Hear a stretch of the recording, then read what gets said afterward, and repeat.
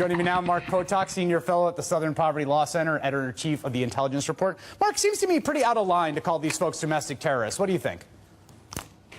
Well, they're not quite domestic terrorists, not yet. But, you know, I mean, I've seen the pictures. They weren't merely sitting overlooking law enforcement officers with their sniper rifles.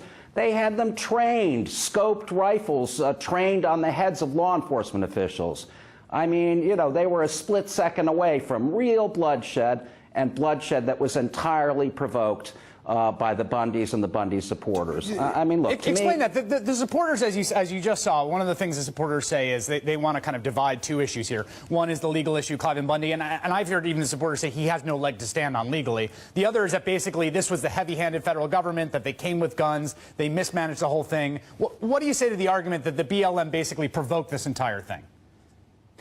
Well, I don't think it's true. I think we're talking about a man who is a thief, a man who has stolen $1 million, or whatever the precise amount might be, from the American people, from his fellow ranchers, all the ranchers all over this country who actually do pay their fees.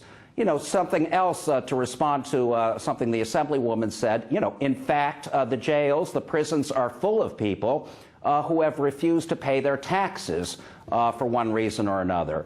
So, you know, yes, I think the optics were bad. I think coming in there with helicopters and police dogs was almost guaranteed to provoke this kind of reaction, especially because the whole operation was dragging on day after day after day. But, you know, at the end of the day, what these people are proposing is that we are not a nation of laws, that stealing money from other Americans is somehow a defense of the Constitution and liberty. You know, and this whole idea of county supremacy, you know, truth be told, is directly descended from groups like the Posse Comitatus, you know, right. Racist, anti-Semitic, violent groups. That's where this whole ideology is coming from. Yeah, I've seen some reports from Reuters. There's a report from Reuters, and I've seen other reports put up by your group that basically this has energized the kind of militia movement. And I'd like you to convince me that that's the case. It seems to me there's always a sort of small subsection of American life that rallies around these kinds of issues. Do you think it's growing in strength? Do you think this has been a catalyzing moment for them?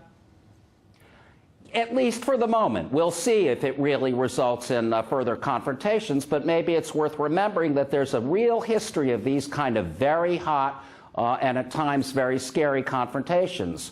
This happened in Nye County, Nevada, back in 1991, a very, very tense confrontation between county officials who wanted to bulldoze a road, in fact did bulldoze a road into closed national forest lands. Happened in Catron County, New Mexico. I mean, this is all an outgrowth, really, of the Sagebrush Rebellion and the idea, the theory that the states should have control of these lands that, in fact, were first ceded by treaties with foreign governments, mostly, to the United States federal government. What do you predict? You know, will this? Yeah, what do you predict to happen next year?